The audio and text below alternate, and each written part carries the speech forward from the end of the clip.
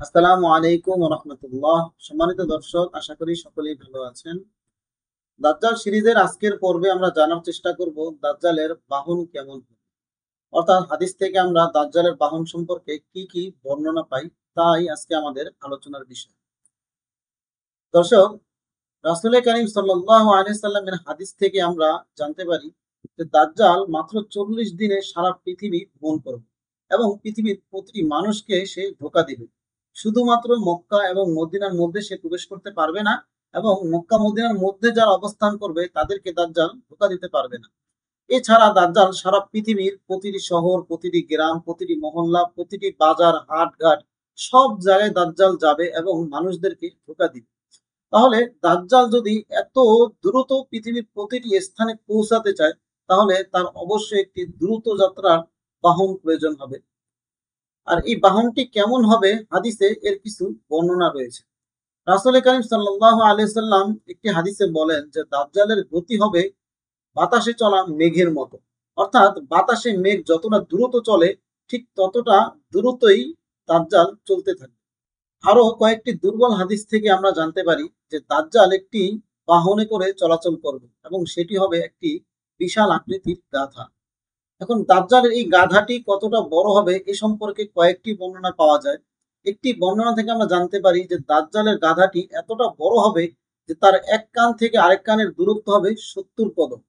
এবং আরেকটি রেওয়ায়েতে আমরা পাই যে দাজ্জালের এক কান থেকে আরেক কানের দূরত্ব হবে এতটা বড় যে এখানে 70,000 মানুষ বসতে পারবে।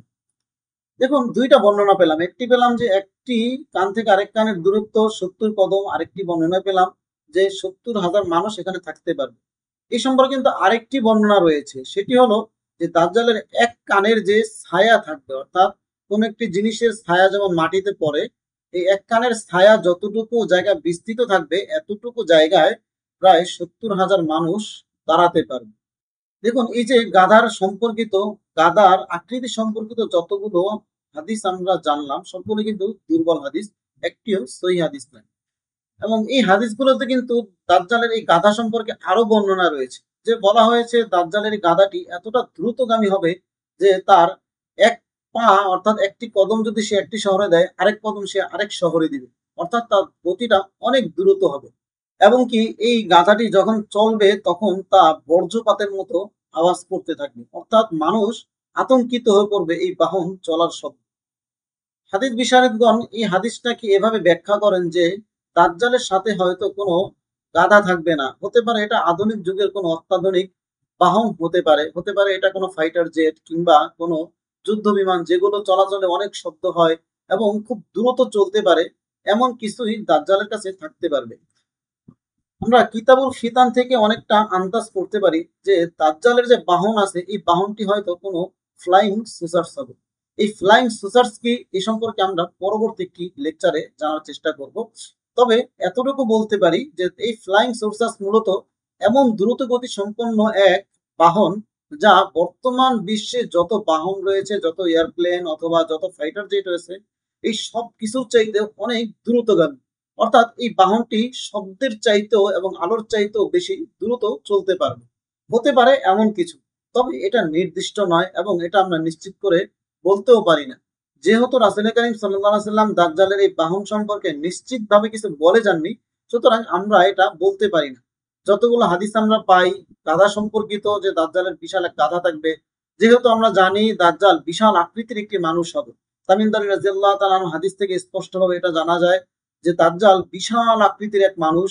তার শরীরে অসংখ্য লোম থাকবে, তার চুলগুলো থাকবে এলোমেলো এবং তার শরীর থাকবে লাল বর্ণের। সুতরাং এটা বলা যায় যে দাজ্জাল যেহেতু এত বিশাল আকৃতির একটি মানুষ হবে, সুতরাং তার বাহনটিও বিশাল আকৃতির কিছু একটা হতে হবে। এবং রাসূল কারীম সাল্লাল্লাহু আলাইহি ওয়াসাল্লাম যেহেতু বলেছেন দাজ্জাল 40 দিনে সারা পৃথিবী চষে বেড়াবে, তাহলে এটা বোঝাই যায় যে তার বাহনটি এতটা দ্রুত গতি সম্পন্ন হবে যা চোখের পলকেই এক স্থান থেকে আরেক স্থানে চলে যেতে পারে। তবে দাজ্জালের এই গাধা সম্পর্কিত যতগুলো হাদিস আমরা বর্ণনা করলাম, প্রত্যেকটি হাদিসেই কিন্তু দুর্বল রেওয়ায়েত, অর্থাৎ এগুলো একটিও কিন্তু কোনো সহি হাদিস নয়। একটি মাত্র সহি হাদিস আমরা পেলাম, আর তা হলো যে দাজ্জাল মেঘের গতিতে ছুটবে। অর্থাৎ দাজ্জালের গতি হবে বাতাসে চলা মেঘের মতো দ্রুত। তো আল্লাহ তাআলা আমাদের সকলকে দাজ্জালের সকল ধরনের ফিতনা, সকল ধরনের অলৌকিক ক্ষমতা, কারিশমা এবং সকল ধরনের ধোঁকা থেকে হেফাজত থাকার তৌফিক দান করুক। আল্লাহ তাআলা যদি আমাদের জীবিত অবস্থায় দাজ্জালকে দুনিয়াতে পাঠান, তাহলে দাজ্জালের বিরুদ্ধে যেন আমরা সরাসরি মাঠে নামতে পারি। আল্লাহ তাআলা সেই তৌফিক আমাদেরকে দান করুন। আসসালামু আলাইকুম ওয়া রাহমাতুল্লাহি ওয়া বারাকাতুহু।